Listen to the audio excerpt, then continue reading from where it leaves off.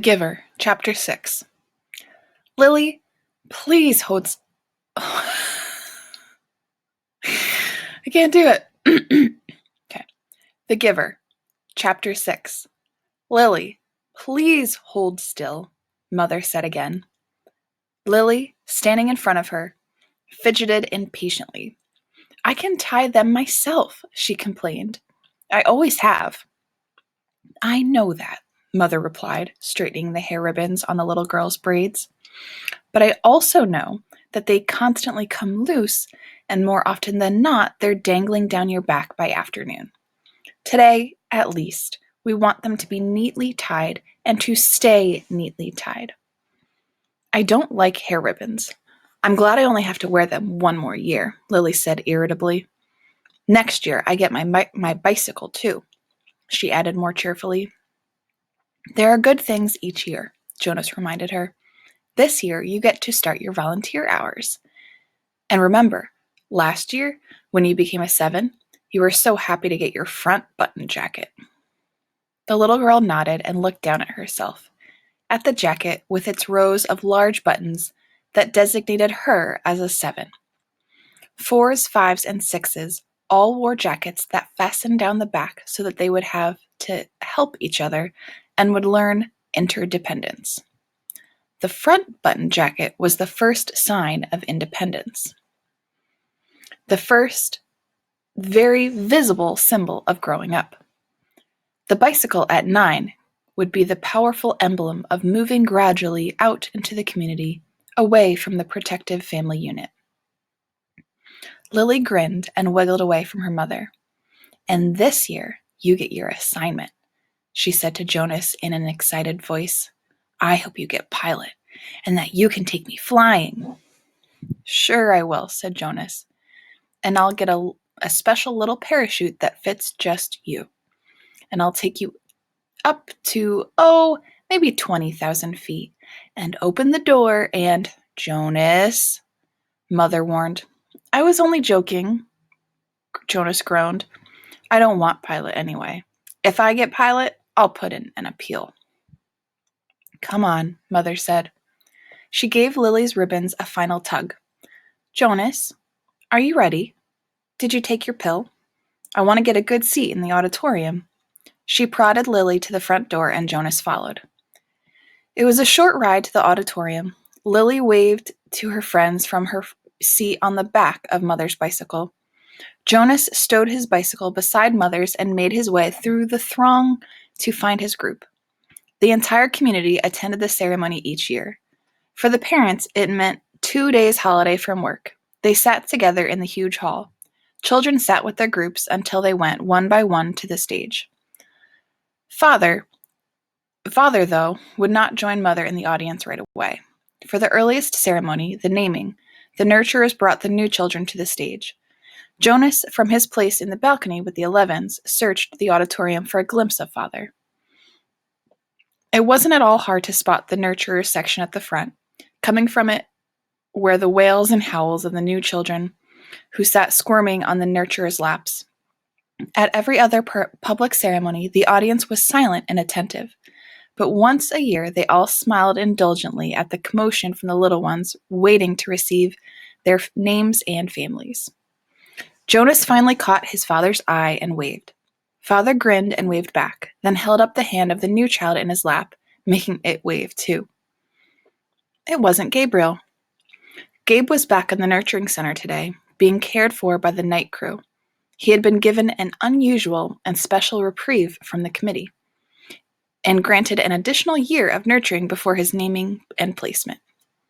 Father had gone before the committee with a plea on behalf of Gabriel, who had not yet gained the weight appropriate to his days of life, nor begun to sleep soundly enough at night to be placed with his family unit. Normally, such a new child will be labeled inadequate and released from the community. Instead, as a result of Father's plea, Gabriel had been labeled uncertain and given the additional year.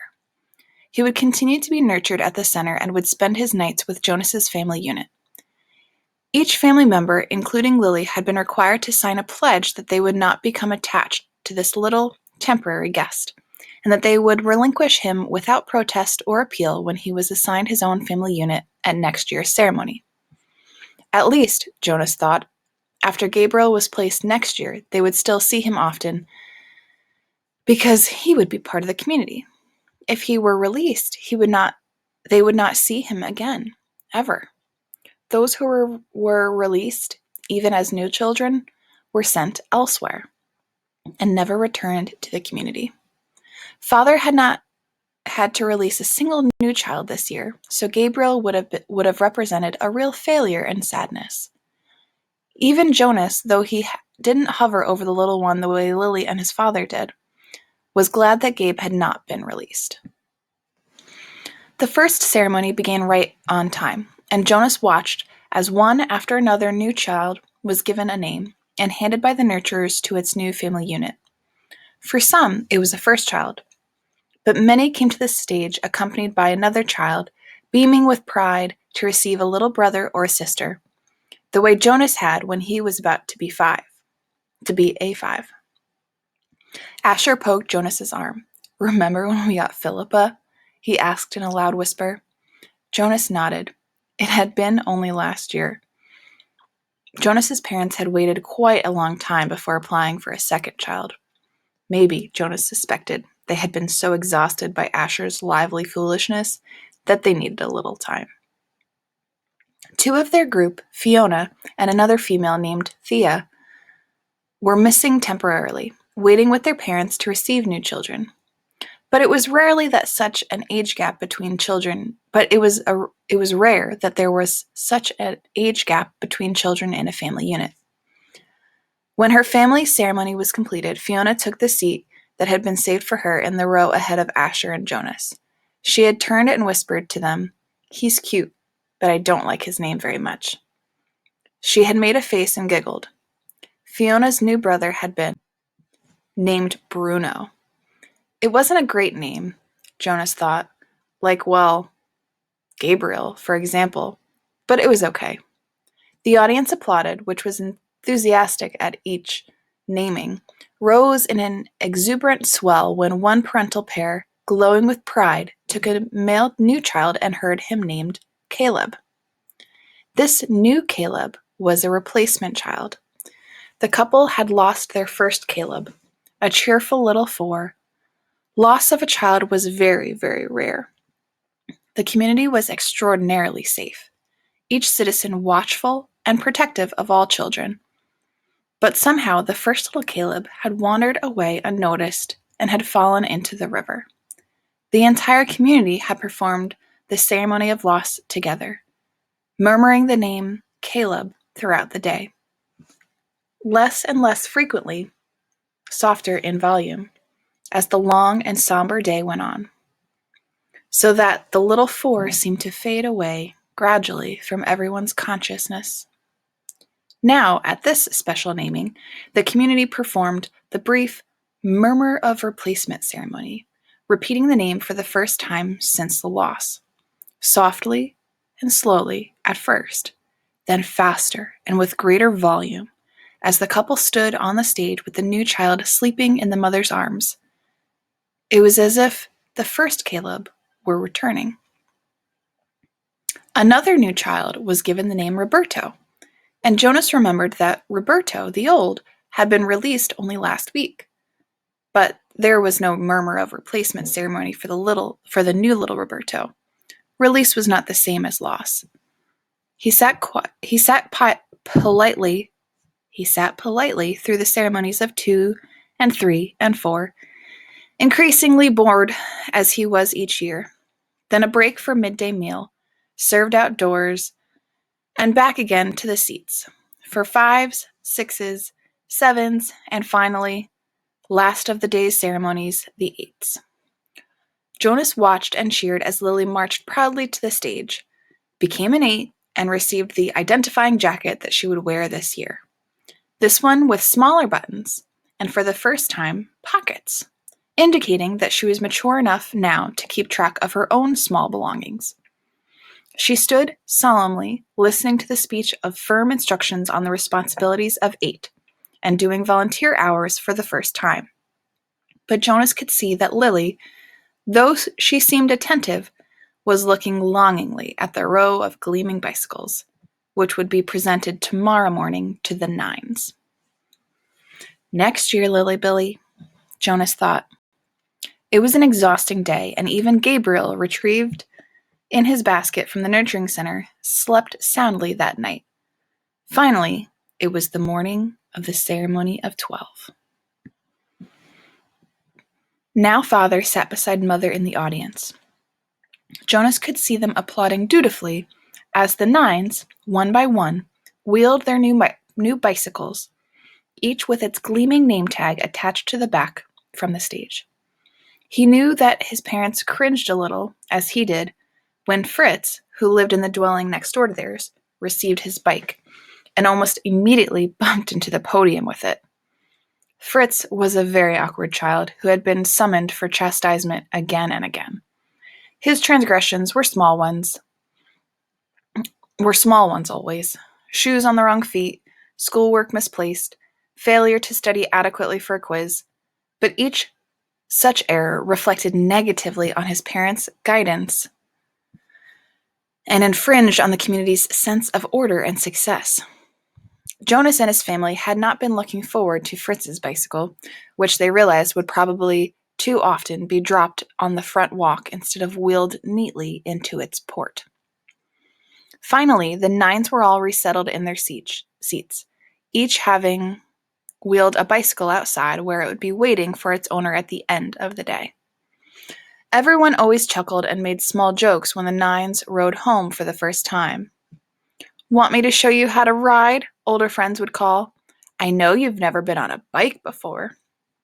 But, invariably, the grinning Nines, who, in technical violation of the rule, had been practicing secretly for weeks, would mount and ride off in perfect balance, training wheels never touching the ground.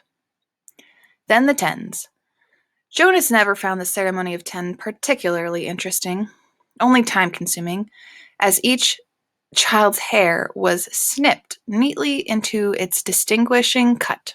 Females lost their braids at 10, and males, too, relinquished their long childish hair and took on the more manly, short style which exposed their ears. Laborers moved quickly to the stage with brooms and swept away the mounds of discarded hair. Jonas could see the parents of the new Tens stir and murmur. He knew that this evening, in many dwellings, they would be snipping and straightening the hastily done haircuts, trimming them into a neater line. 11s. It seemed a short time ago that Jonas had undergone the ceremony of 11, but he remembered that it was not one of the more interesting ones. By 11, one was only waiting to be 12. It was simply a making of time with no meaningful changes. There was new clothing, different undergarments for females whose bodies were beginning to change, and longer trousers for the males, with a specially shaped pocket for the small calculator that they would use this year in school. But those were simply presented in wrapped packages without an accompanying speech. Break for midday meal. Jonas realized he was hungry. He and his group mates congregated by the tables in front of the auditorium and took their packaged food. Yesterday there had been a merriment at lunch, a lot of teasing and energy, but today the group stood anxiously separated from the other children. Jonas watched the new Nines gravitate toward their waiting bicycles, each one admiring his or her name tag. He saw the Tens stroking their new shortened hair, the females shaking their heads to feel the unaccustomed lightness without the heavy braids they had worn so long. "I heard about a guy who was absolutely certain he was going to be assigned engineer," Asher muttered as they ate, "and instead they gave him sanitation laborer. He went out the next day, jumped into the river, swam across, and joined the next community he came to. Nobody ever saw him again." Jonas laughed. "Somebody made that story up, Ash," he said. "My father said he heard the story when he was a 12. But Asher wasn't reassured. He was eyeing the river where it was visible behind the auditorium. "I can't even swim very well," he said. "Why, my swimming instructor said that I don't have the right boyishness or something." Buoyancy. Jonas corrected him. Whatever. I don't have it. I sink. Anyway, Jonas pointed out, have you ever once known of anyone, I mean, really known for sure, Asher, not just heard a story about it, who joined another community? No, Jonas admitted reluctantly. But you can. It says so in the rules. If you don't fit in, you can apply for elsewhere and be released. My mother says that once, about 10 years ago, someone applied and was gone the next day. Then he chuckled. She told me that because I was driving her crazy. She threatened to apply for elsewhere. She was joking. I know, but it was true what she said, that someone did that once. She said that it was really true. Here today and gone tomorrow. Never seen again. Not even a ceremony of release. Jonas shrugged. It didn't worry him. How could someone not fit in? The community was so meticulously ordered, the choices so carefully made. Even the matching of spouses was given such weighty consideration that sometimes an adult who applied to receive a spouse waited months or even years before a match was approved and announced. All of the factors, disposition, energy level, intelligence, and interest, had to correspond and to interact perfectly. Jonas's mother, for example, had higher intelligence than his father, but his father had a calmer disposition. They balanced each other. Their match, which, like all matches, had been monitored by the Committee of Elders for 3 years before they could apply for children, had always been a successful one. Like the matching of spouses and the naming and placement of new children, the assignments were scrupulously thought through by the Committee of Elders. He was certain that his assignment, whatever it was to be, and Asher's too, would be the right one for them. He only wished that the midday break would conclude, that the audience would re-enter the auditorium, and the suspense would end. As if, in answer to his unspoken wish, the signal came and the crowd began to move toward the doors.